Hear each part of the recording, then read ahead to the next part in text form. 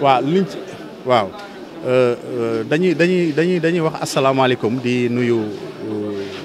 waa Sénégal yëpp te di kontaan aussi recevoir réception bi ñu sëñ Mbaye Sy Abdou defal te bi ñu recevoir def ko ci turu xalif bi parce que ñëpp xam nañu xalif bi jotam yombul ak wér-gu-yaram aussi mayu ko mu mën a recevoir ñëpp waaye tey ci réception bi ñu defal wax dëgg yàlla suñu xel gën na dal parce que ñaanal na mbooloo mi ñaanal waa Sénégal ñaanal aussi ñun mission bi ñu am yàlla wax dëgg yàlla defal ñu ci ndam parce que suñu ndam mooy ndamu Sénégal et man aussi ci sama kàddu dénk naa ko ni ko naka na ñaanal waa Sénégal ñaanal le président de la République ñaanal aussi le premier ministre ndax ñu am ndam parce que njiit soo ko amee su réussiree sa réussir la moo tax Sénégal ñëpp ñoo am intérêt pour que suñu njiit yi fi nekk yàlla may leen ndam seen projet yi ñu nal donc wax dëgg yàlla yamul ci loolu ñaanal nañu waaye aussi dénk nañu aussi ndaxte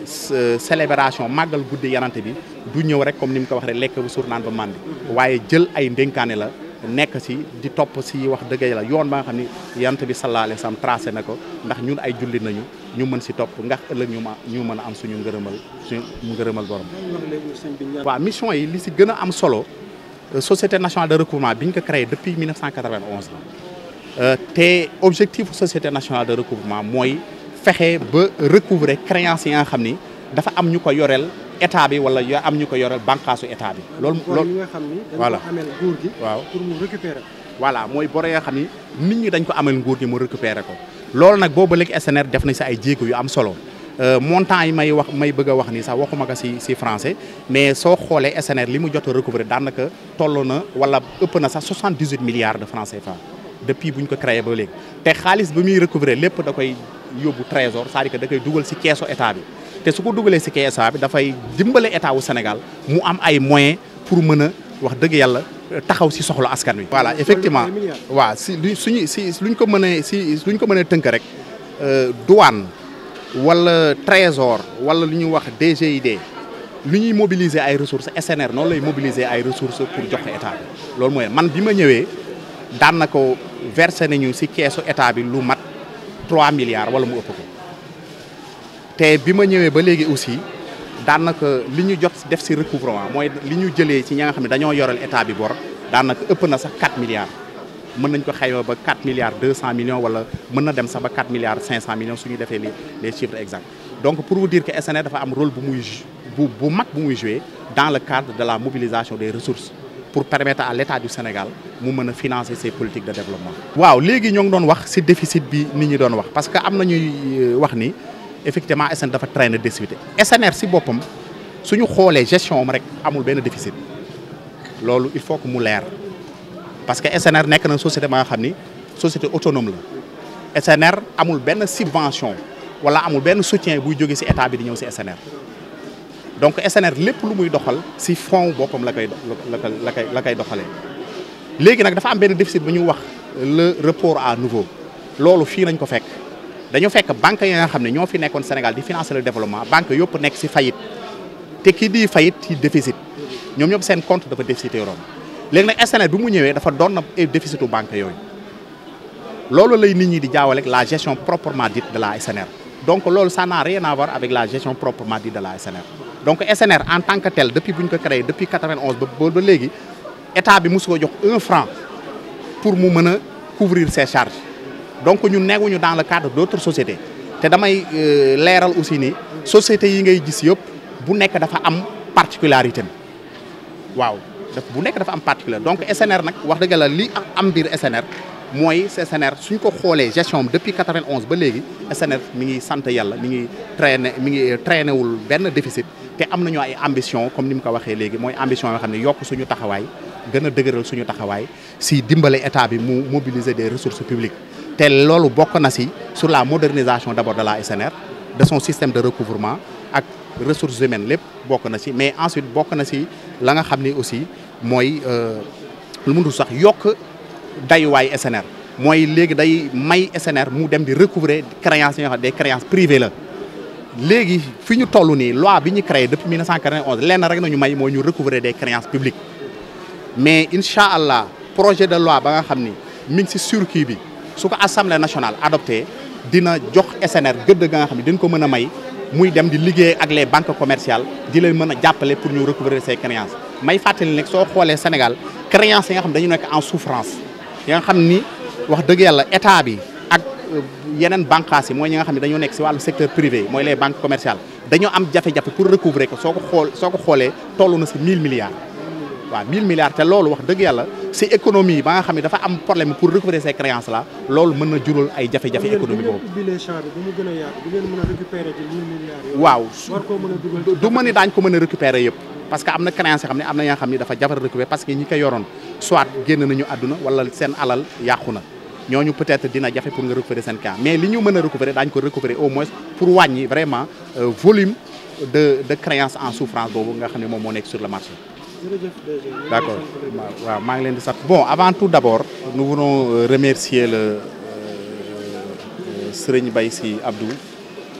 qui a bien voulu nous recevoir aujourd'hui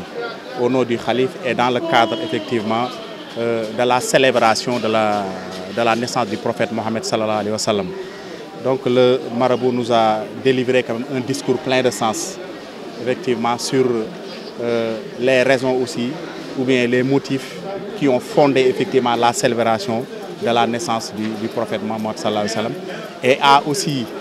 formulé des prières à l'endroit de tous les Sénégalais et pour la réussite aussi de la mission que le président de la République a bien voulu nous confier. Donc comme vous le savez, la SNR c'est une société nationale de recouvrement dont sa principale mission est le recouvrement des créances. Il s'agit principalement des créances publiques. C'est une société qui a été créée depuis 1991 et sa mission consistait effectivement à recouvrer les créances des banques publiques qui ont fait l'objet effectivement d'une dissolution suite à la décision effectivement du gouvernement du Sénégal. Donc c'est ça en résumé donc la présentation qu'on peut faire effectivement relativement à la Société nationale de recouvrement. Bon, je pense que certaines informations effectivement relayées par une certaine presse soutiennent l'idée selon laquelle effectivement la SNR est une société effectivement qui traîne un déficit. Il faut juste préciser que la SNR a été créée dans des conditions particulières et la particularité de ces conditions sont relatives au fait que la SNR a hérité des banques qui étaient déficitaires. Ces banques, la SNR a hérité le déficit de ces banques-là. Aujourd'hui, il y a une politique effectivement qu'on appelle une politique d'appurement effectivement de ce déficit-là qui va nous permettre effectivement de mettre sur pied des résultats financiers qui vont présenter effectivement qui vont présenter la SNR comme une société effectivement qui ne présente en réalité, vu la gestion, qui ne présente aucun déficit. En effet, les déficits qu'on avait hérités de la SNR, la SNR n'est pas comptable en fait de ce déficit-là. N'est pas comptable de ce déficit si on regarde simplement la gestion de la SNR. Donc, puisque nous avons hérité de ces déficits-là, aujourd'hui, il y a un travail qui est en train d'être fait, c'est un travail d'appurement du passif. Et comme vous le savez, ces reports à nouveau là, on les appelle ce qu'on appelle le report à nouveau, qui constitue quand même 86, quelques milliards que la SNR a hérité relativement à ces déficits qui sont relatifs à la gestion de ces banques publiques. C'est simplement cela. Mais en ce qui concerne la gestion de la SNR proprement dite, il n'y a pas de déficit. La SNR, c'est une société autonome, c'est une société qui fonctionne correctement et qui parvient à prendre en charge de façon autonome toutes ces charges. Donc, c'est des banques effectivement, qui avaient ces déficits-là. Effectivement, donc si on regarde, je dis que si on regarde simplement sur la gestion de la SNR ne traîne aucun déficit. Il s'agit d'un déficit qui a été hérité. Donc, comme vous le savez, la SNR, comme je l'ai dit tout à l'heure, la SNR a été créée dans des conditions particulières. Parce qu'il a eu à hériter des déficits qui sont relatifs à la gestion de ces anciennes banques-là. Aujourd'hui, ces déficits-là n'ont rien à voir avec la gestion proprement dite de la SNR. Si on regarde effectivement en ce qui concerne la gestion proprement dite de la SNR ne traîne aucun déficit. La SNR, effectivement, c'est une société autonome, c'est une société publique autonome qui parvient aussi effectivement à prendre en charge de façon autonome et indépendante toutes ses charges. Donc les salaires sont payés correctement, toutes nos dépenses quotidiennes sont prises en charge correctement et la SNR ne reçoit aucun centime de l'État du Sénégal. Donc la SNR fonctionne avec ses propres moyens. Et d'ailleurs, c'est la SNR même qui verse chaque année des montants considérables au trésor public. Et d'ailleurs, depuis que je suis venu, un montant avoisinant presque 3 milliards ont été virés dans les comptes du trésor public. Et aujourd'hui, depuis mon arrivée, nous avons effectué un recouvrement qui tourne autour de 4 milliards 500 millions. Donc cela veut dire que donc, la SNR est une société en très bonne santé financière. Voilà, donc il y a lieu quand même de faire simplement le travail d'appurement du passif de la SNR. Et ce travail-là est en train d'être fait au sein de la SNR et le résultat sera transmis, Inch'Allah, à la tutelle. Voilà, voici la situation. Non, non, c'est pas ça. Nous ne sommes pas dans la même situation. Vous savez que chaque société, je ne veux pas parler de la situation des autres sociétés, mais chaque société a sa propre particularité. Mais puisque je ne connais que la situation qui prévaut à la SNR, je vous ai donné les informations effectivement. Et puis c'est des informations authentiques, des informations qui sont vérifiées, qui sont dans les états financiers de la SNR. Voilà. Bon, pour le moment, effectivement, nous avons l'objectif principal, c'est de renforcer effectivement le dispositif de recouvrement pour permettre à la SNR de mieux recouvrer les créances qui lui sont confiées et qui sont versées effectivement dans les caisses de l'État. Comme vous le savez, la SNR est une société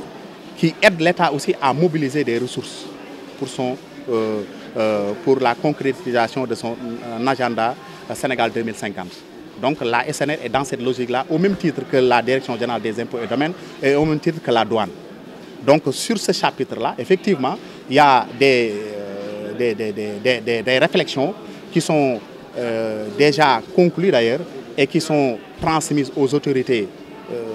indiquées, aux autorités, au président de la République, au Premier ministre et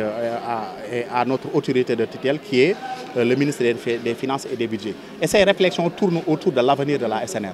Et effectivement, d'ailleurs, il y a un projet, à ce titre-là, il y a un projet d'ailleurs de modification de la loi portant la création de la SNR qui va donner maintenant à la SNR la possibilité de recouvrer des créances privées. Comme vous le savez, effectivement, la SNR se limite simplement, son champ d'intervention se limite simplement au recouvrement de créances publiques. Actuellement, si ce projet de loi est adopté au niveau de l'Assemblée nationale, ça va permettre à la SNR d'étendre effectivement ses champs de compétences qui vont